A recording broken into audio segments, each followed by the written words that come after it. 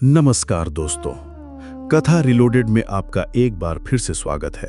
वो चैनल जहां हम सनातन धर्म की गहराइयों में उतरकर उसके रहस्यों को एक नई तार्किक और आधुनिक दृष्टि से देखते हैं। आज हम एक ऐसे विषय पर यात्रा करने वाले हैं जो हमारी आध्यात्मिक खोज का सबसे व्यक्तिगत, सबसे अंतरंग और शायद सबसे महत्वपूर्ण पहलू है। सनातन धर्म एक विशाल अनंत महासागर की तरह है। इसमें ज्ञान के अनगिनत द्वीप हैं, भक्ति की अनगिनत धाराएं हैं और शिव, विष्णु, देवी, गणेश, हनुमान जैसे अनगिनत दिव्य रूप हैं। जब एक नया साधक इस महासागर के किनारे खड़ा होता है तो वो अक्सर इसकी विशालता को देखकर भ्रमित और अभिभूत हो जाता है। उसके मन में सवाल उठते हैं कि मैं कहां से शुरू करूं? इतने सारे देवी देवताओं में से मैं किसकी पूजा करूं? कौन सा मंत्र मेरे लिए सही है और कौन सा मार्ग मुझे मेरी मंजिल तक ले जाएगा? ये एक बहुत ही स्वाभाविक और महत्वपूर्ण प्रश्न है। और इसी प्रश्न का, इसी भ्रम का सनातन धर्म एक बहुत ही सुंदर, गहरा और मनोवैज्ञानिक समाधान प्रस्तुत करता है। वो समाधान एक शब्द में छिपा है: इष्ट देवता। इष्ट देवता ये एक ऐसा शब्द है जिसे हम अक्सर सुनते हैं, लेकिन शायद ही कभी इसके वास्तविक गहरे अर्थ को समझते हैं। हम इसे अक्सर अपने कुल देवता या अपने परिवार के देवता का पर्याय मान लेते हैं, लेकिन ये उससे कहीं अधिक व्यक्तिगत और गहरा है। तो फिर इष्ट देवता की अवधारणा क्या है? इष्ट का अर्थ क्या है? और सबसे बड़ा, सबसे व्यावहारिक सवाल, हम अपना इष्ट देवता कैसे चुनें या कैसे पहचानें? कथा रिलोडेड की इस सबसे व्यक्तिगत और आत्म खोज की यात्रा में हम इष्ट देवता की इसी अद्भुत अवधारणा के रहस्य से पर्दा उठाएंगे। हम जानेंगे कि क्यों सनातन धर्म आपको किसी एक विशेष देवता की पूजा करने के लिए मजबूर नहीं करता, बल्कि आपको अपना व्यक्तिगत मार्गदर्शक चुनने की पूरी स्वतंत्रता देता है। इस विस्तृत विश्लेषण में हम इष्ट शब्द के गहरे अर्थ को समझेंगे, जो सबसे प्रिय और सबसे वांछित है। हम ये जानेंगे कि आपका इष्ट देवता केवल एक बाहरी शक्ति नहीं, बल्कि वो आपके अपने ही आंतरिक स्वरूप या आत्मा की उच्चतम संभावना का एक प्रतिबिंब है। हम उन विभिन्न तरीकों की पड़ताल करेंगे जिनसे आप अपने इष्ट देवता को खोज सकते हैं। आपकी अपनी प्रकृति के आधार पर, आपके जीवन के उद्देश्य के आधार पर, या फिर ज्योतिषीय संकेतों के माध्यम से। और अंत में हम ये स्थापित करेंगे कि एक बार जब आप अपने इष्ट देवता को चुन लेते हैं तो ये संबंध आपके जीवन को कैसे बदल सकता है। कैसे आपका इष्ट देवता एक मित्र, एक दार्शनिक, एक गुरु और एक परम आश्रय बनकर आपकी आध्यात्मिक यात्रा के हर उतार चढ़ाव में आपका हाथ थामकर आपको आपकी अंतिम मंजिल तक ले जा सकता है। ये यात्रा आपको सिखाएगी कि आध्यात्मिकता एक भीड़ में चलने जैसा नहीं, बल्कि ये एक व्यक्तिगत प्रेम कहानी है, आपकी आत्मा की और आपके अपने चुने हुए परमात्मा के बीच की कहानी। चलिए अपनी आत्मा के इस सबसे प्रिय मित्र को खोजने की इस अद्भुत यात्रा का आरंभ करते हैं। इस रहस्य को सुलझाने की पहली कुंजी इष्ट देवता शब्द के अपने ही अर्थ में छिपी है। ये दो शब्दों से मिलकर बना है, इष्ट और देवता। देवता का अर्थ हम समझते हैं, एक दिव्य शक्ति, एक प्रकाशमान स्वरूप। लेकिन असली रहस्य ईष्ट शब्द में है। ईष्ट शब्द संस्कृत की ईश धातु से बना है, जिसके कई गहरे अर्थ हैं। पहला है सबसे प्रिय या सबसे प्यारा। ईष्ट वो है जो आपको दुनिया में सबसे अधिक प्रिय है, जिसके प्रति आपके हृदय में एक स्वाभाविक, निश्चल और गहरा प्रेम उमड़ता है। दूसरा है वांछित या अभिप्रेत। इष्ट वो है जिसकी आप कामना करते हैं, जिसे आप प्राप्त करना चाहते हैं या जिसके जैसा आप बनना चाहते हैं। तीसरा है चुना हुआ। इष्ट वो है जिसे आपने अपनी स्वतंत्र इच्छा से हजारों विकल्पों में से अपने लिए चुना है। इन तीनों अर्थों को एक साथ मिलाइए तो इष्ट देवता का अर्थ बनता है ईश्वर का वो स्वरूप जो आपको सबसे अधिक प्रिय है, जिसके गुणों को आप अपने भीतर विकसित करना चाहते हैं और जिसे आपने अपनी आध्यात्मिक यात्रा के लिए अपने व्यक्तिगत मार्गदर्शक के रूप में स्वयं चुना है। ये एक क्रांतिकारी और अत्यंत उदार अवधारणा है। ये आपको किसी बने बनाए ढांचे में नहीं बांधती। ये नहीं कहती कि तुम्हारे पिता शिव भक्त थे तो तुम्हें भी शिव भक्त ही होना होगा। ये नहीं कहती कि तुम इस जाति में पैदा हुए हो इसलिए तुम्हें इसी देवता की पूजा करनी होगी। ये कहती है कि उस एक निराकार परम ब्रह्म ने अनंत रूप धारण किए हैं। जाओ उस दिव्य उद्यान में घूमो, हर फूल को देखो, हर सुगंध को महसूस करो, और जिस एक फूल पर तुम्हारा हृदय आकर ठहर जाए, जो तुम्हारी आत्मा को सबसे अधिक स्पर्श करे, उसे चुन लो, वही तुम्हारा इष्ट है। आखिर इष्ट देवता की मनोवैज्ञानिक आवश्यकता क्यों है? यह अवधारणा मानव मनोविज्ञान की एक बहुत ही गहरी समझ पर आधारित है। जैसा कि हमने पहले भी चर्चा की है, हमारा मन एक निराकार, निर्गुण, असीम सत्य से सीधे तौर पर नहीं जुड़ सकता। उसे जुड़ने के लिए, प्रेम करने के लिए, संवाद करने के लिए एक रूप की, एक नाम की, एक व्यक्तित्व की आवश्यकता होती है। इष्ट देवता की अवधारणा इसी मनोवैज्ञानिक आवश्यकता को पूरी करती है। ये उस असीम महासागरीय ईश्वर को आपके लिए एक व्यक्तिगत, भरोसेमंद और प्रेमपूर्ण संबंध में बदल देती है। अब ईश्वर केवल एक दूर का सर्वशक्तिमान शासक नहीं है। वो आपका सखा बन सकता है, जैसे अर्जुन के लिए कृष्ण थे। वो आपकी मां बन सकती है, जैसे रामकृष्ण परमहंस के लिए मां काली थी। वो आपका स्वामी बन सकता है, जैसे हनुमान जी के लिए भगवान राम थे। या फिर वो आपका पुत्र भी बन सकता है, जैसे यशोदा के लिए बाल गोपाल थे। ये संबंध इतना गहरा, इतना व्यक्तिगत और इतना अंतरंग होता है कि साधक और उसके इष्ट के बीच कोई पर्दा नहीं रह जाता। वो उनसे लड़ सकता है, शिकायत कर सकता है, अपने रहस्य साझा कर सकता है और उनसे निस्वार्थ प्रेम कर सकता है। ये भावनात्मक जुड़ाव, ये भाव भक्ति योग का हृदय है और ये आध्यात्मिक विकास को बहुत तेज कर देता है। इष्ट देवता आपके अपने ही स्व का प्रतिबिंब है। तंत्र और वेदांत का गहरा दर्शन कहता है कि आपका इष्ट देवता वास्तव में कोई बाहरी शक्ति नहीं है। वो आपके अपने ही उच्चतर स्व, यानी आपकी आत्मा की उच्चतम संभावना का एक बाहरी प्रतिबिंब है। आपके भीतर जो गुण बीज रूप में छिपे हुए हैं, आपका इष्ट देवता उन्हीं गुणों का एक पूर्ण, विकसित और साकार रूप है।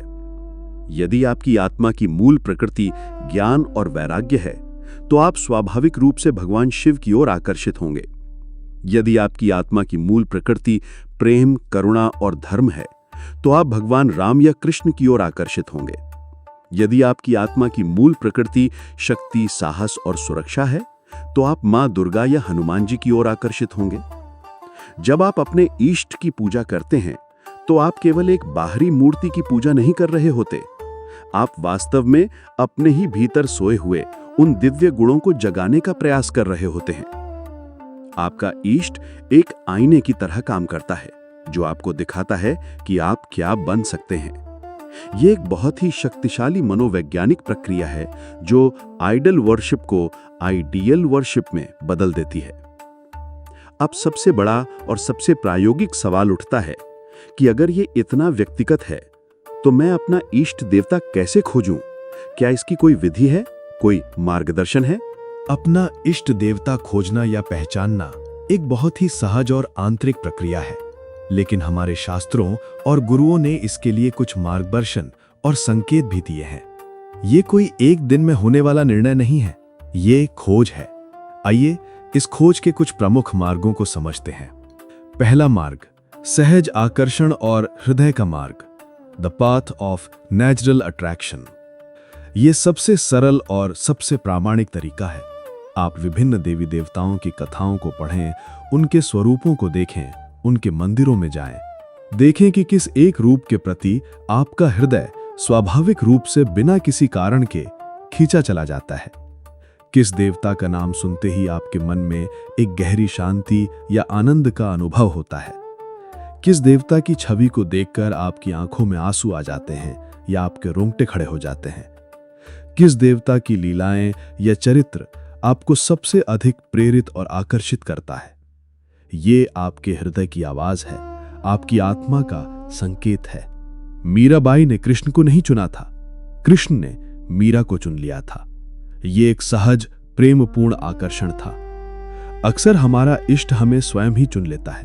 हमें बस अपने हृदय को खुला और ग्रहणशील रखना होता है। इस प्रक्रिया में जल्दबाजी न करें, इसे समय दें। जिसे एक सच्चा मित्र धीरे धीरे जीवन में आता है, वैसे ही आपका इष्ट भी सही समय पर स्वयं को प्रकट करेगा। दूसरा मार्ग, अपनी प्रकृति को पहचानें। गुणों का मार्ग। भगवत गीता हमें 3 मौलिक गुणों या प्रकृतियों के बारे में बताती है, जो हर इंसान में अलग अलग अनुपात में मौजूद होते हैं: सत्व, रजस और तमस। आप अपनी प्रमुख प्रकृति को पहचानकर उसके अनुरूप देवता का चयन कर सकते हैं। सात्विक प्रकृति। यदि आप स्वभाव से शांत, ज्ञानी, करुणामय और सत्य प्रेमी हैं, तो आपके लिए विष्णु, राम, कृष्ण के शांत स्वरूप, सरस्वती या शिव का ध्यानी स्वरूप इष्ट हो सकता है। राजसिक प्रकृति। यदि आप स्वभाव से कर्मठ, महत्वाकांक्षी, ऊर्जावान और शक्ति प्रेमी हैं, तो आपके लिए मां दुर्गा, काली, हनुमान जी या शिव का रौद्र स्वरूप इष्ट हो सकता है। ये देवता आपकी ऊर्जा को एक सकारात्मक और धर्म की दिशा प्रदान करेंगे। तामसिक प्रकृति।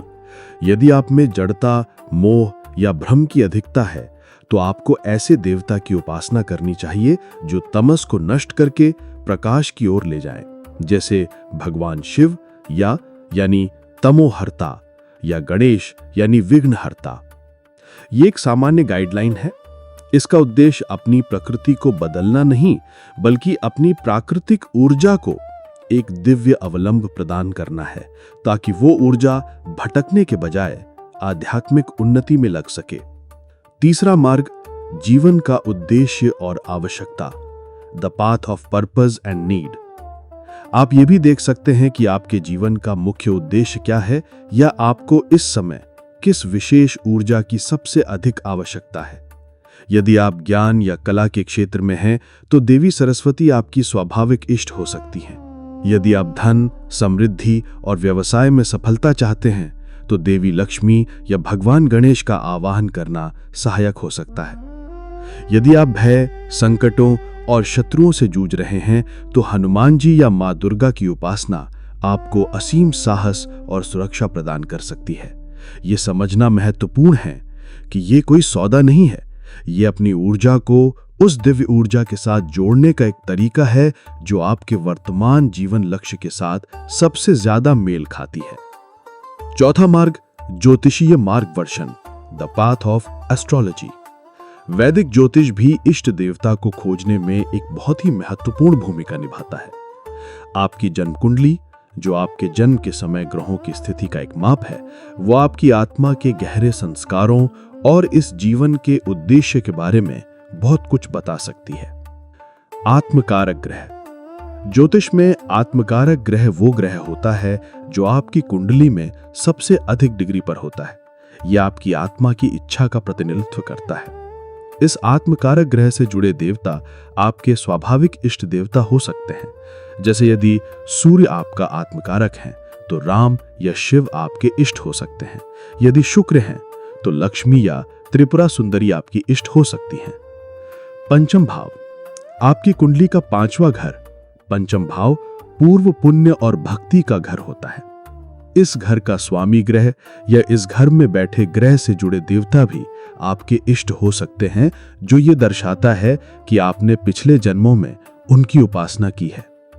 ये एक बहुत ही व्यक्तिगत और गहरा विज्ञान है, और इसके लिए एक योग्य और ज्ञानी ज्योतिषी का मार्गदर्शन लेना सबसे अच्छा होता है। 5वां और सबसे सुरक्षित मार्ग, गुरु का मार्गदर्शन। द पाथ ऑफ द गुरु। यदि आप इन सभी मार्गों से भ्रमित हैं, तो सबसे सुरक्षित और सबसे निश्चित मार्ग है एक सिद्ध, जीवित गुरु की शरण में जाना। एक सच्चा गुरु एक आध्यात्मिक डॉक्टर की तरह होता है।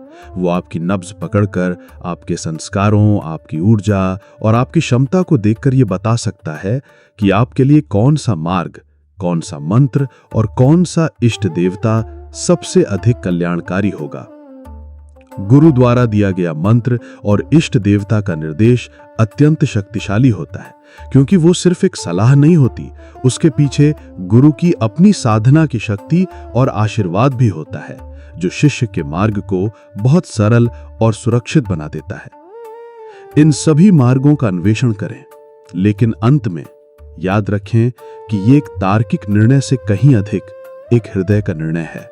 आपका मन संदेह कर सकता है, लेकिन आपकी आत्मा जानती है कि उसका घर कहाँ है। एक बार जब आपको अपना इष्ट देवता मिल जाता है, या यूं कहें कि आप और आपके इष्ट एक दूसरे को खोज लेते हैं, तो आपकी आध्यात्मिक यात्रा एक नई और रोमांचक दिशा ले लेती है। अब आप एक भीड़ भरे अनजान महासागर में अकेले नहीं तैर रहे होते।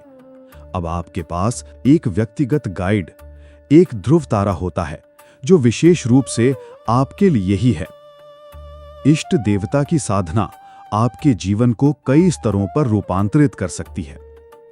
पहला, यह आपकी साधना को केंद्रित करती है। अब आपको 100 अलग-अलग मंत्रों या पूजा विधियों में भटकने की आवश्यकता नहीं है। आप अपनी सारी ऊर्जा, अपना सारा ध्यान एक ही रूप, एक ही मंत्र और एक ही लक्ष्य पर केंद्रित कर सकते हैं। यह बिखरी हुई सूर्य की किरणों को एक मैग्नीफाइंग ग्लास से गुजारकर एक बिंदु पर केंद्रित करने जैसा है, जिससे आग पैदा हो सकती है। एक ही इष्ट के प्रति एक निष्ठ भक्ति आध्यात्मिक प्रगति को बहुत तेज कर देती है। दूसरा, ये एक व्यक्तिगत संबंध का निर्माण करती है। जैसा कि हमने पहले चर्चा की, अब ईश्वर आपके लिए केवल एक अमूर्त अवधारणा नहीं रहते, वे आपके जीवन का एक जीवंत हिस्सा बन जाते हैं। आप उनसे बात करते हैं, आप उन्हें अपनी समस्याएं बताते हैं, आप अपनी खुशियां उनके साथ साझा करते हैं।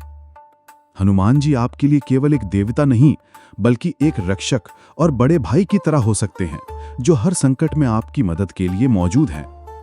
बाल गोपाल आपके लिए केवल भगवान नहीं, बल्कि आपके अपने बच्चे की तरह हो सकते हैं, जिनकी आप सेवा करते हैं, जिन्हें आप नहलाते हैं, खिलाते हैं, और इस प्रक्रिया में आप अपने अहंकार को भूलकर शुद्ध वात्सल्यपूर्ण प्रेम का अनुभव करते हैं। ये संबंध आपकी आध्यात्मिकता को एक नीरस यांत्रिक अभ्यास से निकालकर एक जीवंत, प्रेमपूर्ण और आनंदमय अनुभव में बदल देता है। तीसरा, ये आपके व्यक्तित्व का रूपांतरण करती है।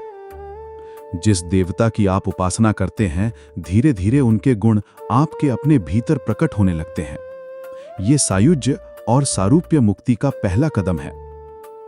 यदि आप भगवान राम को अपना इष्ट मानते हैं, तो आप स्वाभाविक रूप से सत्य, मर्यादा और करुणा के गुणों को अपने जीवन में उतारने का प्रयास करेंगे। यदि आप भगवान शिव की उपासना करते हैं, तो आपके भीतर धीरे धीरे वैराग्य, निर्भयता और ध्यान की क्षमता विकसित होने लगेगी। यदि आप देवी लक्ष्मी को अपना इष्ट मानती हैं, तो न केवल समृद्धि को आकर्षित करेंगी, बल्कि उदारता और पोषण के गुणों को भी अपने भीतर विकसित करेंगी। आपका इष्ट देवता आपके लिए एक आदर्श रोल मॉडल बन जाता है, और आप अनजाने में ही उनके जैसा बनने की प्रक्रिया में रूपांतरित होने लगते हैं। चौथा, ये सुरक्षा और मार्गदर्शन प्रदान करती है। आध्यात्मिक मार्ग हमेशा आसान नहीं होता। इसमें संदेह के क्षण आते हैं, निराशा के क्षण आते हैं, और कभी-कभी डरावने अनुभव भी हो सकते हैं। ऐसे समय में आपका इष्ट देवता आपके लिए एक अभेद्य सुरक्षा कवच और एक स्थिर अंकर की तरह काम करता है। जब आप भयभीत हों, तो उनका नाम लेना ही आपको साहस देता है। जब आप भ्रमित हों, तो उनका ध्यान करना ही आपको आंतरिक मार्गदर्शन प्रदान करता है। आपको यह गहरा विश्वास होता है कि आप अकेले नहीं हैं। आपके सबसे प्रिय मित्र और रक्षक हमेशा आपके साथ हैं। तो क्या इसका मतलब यह है कि हमें अन्य देवताओं का अनादर करना चाहिए? बिल्कुल नहीं। ये इष्ट देवता की अवधारणा की सबसे बड़ी खूबसूरती है। अपने इष्ट के प्रति एकनिष्ठ भक्ति का अर्थ अन्य रूपों के प्रति अनादर या घृणा नहीं है। एक सच्चा वैष्णव जानता है कि शिव भी उसी परम शक्ति का दूसरा रूप है, और वो उनका पूरा सम्मान करता है। एक सच्चा शैव जानता है कि विष्णु भी शिव की ही एक अभिव्यक्ति है। इष्ट देवता की अवधारणा एक विवाहित स्त्री के अपने पति के प्रति पातिव्रत्य धर्म की तरह है। वो अपने पति से सबसे अधिक एक निष्ठ प्रेम करती है, लेकिन इसका मतलब ये नहीं है कि वो अपने पिता, अपने भाई या अपने ससुर का अनादर करती है। वो सभी का यथोचित सम्मान करती है, लेकिन उसका सबसे गहरा और अंतरंग संबंध अपने पति के साथ ही होता है। ठीक इसी तरह एक साधक सभी देवी देवताओं का सम्मान करता है, ये जानते हुए कि वे सब एक ही ब्रह्म के रूप हैं, लेकिन वो अपनी साधना और अपनी भक्ति अपने चुने हुए इष्ट पर ही केंद्रित रखता है। तो इस पूरी यात्रा के बाद हम इष्ट देवता की अवधारणा के बारे में क्या सीखते हैं? हम सीखते हैं कि ये सनातन धर्म की सबसे उदार, सबसे मनोवैज्ञानिक और सबसे सशक्त बनाने वाली अवधारणाओं में से एक है। ये एक आध्यात्मिक लोकतंत्र है जो हर आत्मा को अपना मार्ग और अपना ईश्वर स्वयं चुनने की स्वतंत्रता देता है। ये एक मनोवैज्ञानिक उपकरण है जो हमें उस निराकार अजीम सत्य के साथ एक गहरा, व्यक्तिगत और प्रेमपूर्ण संबंध बनाने में मदद करता है। और ये एक आध्यात्मिक दर्पण है जो हमें हमारे अपने ही भीतर छिपी हुई उच्चतम संभावनाओं का प्रतिबिंब दिखाता है और हमें उस आदर्श के जैसा बनने के लिए प्रेरित करता है। शायद सबसे सुंदर सत्य ये है कि केवल आप ही अपने इष्ट को नहीं खोज रहे हैं, आपका इष्ट भी आपको खोज रहा है। वो परम चेतना, वो दिव्य शक्ति हमेशा से आपके हृदय का द्वार खटखटा रही है। बस आपको उस ध्वनि को सुनने के लिए अपने मन को शांत करना है। आपकी खोज वास्तव में उस पुकार का जवाब देने की एक प्रक्रिया है। तो अपनी इस खोज को जारी रखें, कथाओं को पढ़ें, संतों को सुनें और सबसे महत्वपूर्ण अपने हृदय की सुनें। क्योंकि जिस दिन आपको आपका इष्ट मिल जाएगा, उस दिन आपको केवल एक पूजा करने के लिए देवता नहीं मिलेगा, आपको एक ऐसा मित्र मिलेगा जो आपको कभी अकेला नहीं छोड़ेगा। आपको एक ऐसा गुरु मिलेगा जो आपको कभी भटकने नहीं देगा, और आपको एक ऐसा प्रेम मिलेगा जो आपको इस जीवन में और इस जीवन के पार भी हमेशा संभाले रखेगा। इस प्रकार इष्ट देवता की ये खोज वास्तव में स्वयं की ही खोज है। उम्मीद है कि इस चर्चा ने आपको अपनी आध्यात्मिक यात्रा के लिए एक नई दिशा और एक नई स्पष्टता प्रदान की होगी। अगर आपको हमारा ये प्रयास पसंद आया तो प्लीज़ इस वीडियो को लाइक करें, अपने विचार कमेंट्स में बताएं और हमारे इस सफ़र में शामिल होने के लिए कथा रीलोडेड को सब्सक्राइब करना ना भूलें। याद रखिएगा, हर कथा एक नई दृष्टि। यही है कथा रीलोडेड। हम जल्द ही मिलेंगे एक और रहस्यमयी और ज्ञानवर्धक कहानी के साथ। तब तक के लिए नमस्कार।